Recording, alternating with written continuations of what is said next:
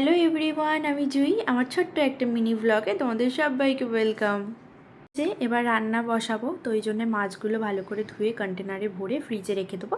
আর এই যে মাছের ডিমটা, এটার না বড়া করব, একটু পেঁয়াজ কাঁচা লঙ্কা দিয়ে আর একটু বেসন দিয়ে বড়া করব। আর এই যে মাছগুলো রান্না করব সেগুলো আলাদা করে রেখে দিচ্ছি।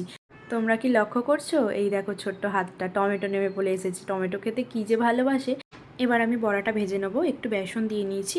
বেসন দিয়ে নিলে না বড়াটা একটু কম ফাটে, মানে আর কি ডিমটা।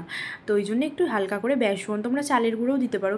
এইভাবে না একটু বড়া করে দেখবে, এত ভালো খেতে লাগে না। আমি তো গরম গরমই অনেকগুলো খেয়ে নিয়েছি ভাজতে ভাজতেই। তো চলো এদিকে ডিমটা ভেজে নিই, আর ওদিকে মাছটাও এবার ভেজে নেবো। ভেজে নিয়ে তরকারিটা বসিয়ে দেবো।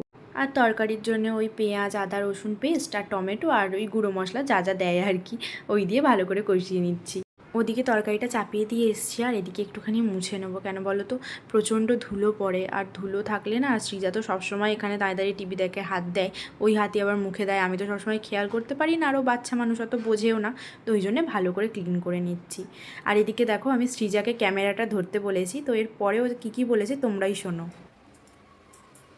পুরো জায়গায় চালানো আছে, মেয়েটা আমার ছড়িয়ে দিচ্ছে, দেখো খাচ্ছে না ও। এই খাম পুতুল, অন্ধকারে রাখা যাচ্ছে না।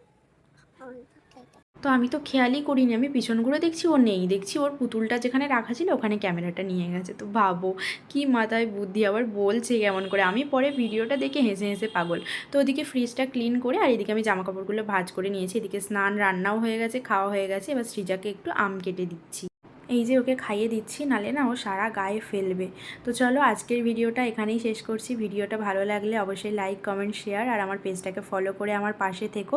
পুরো ভিডিওটা দেখার জন্য তোমাদের সবাইকে অসংখ্য ধন্যবাদ। তোমরা সবাই খুব ভালো থেকো। টাটা।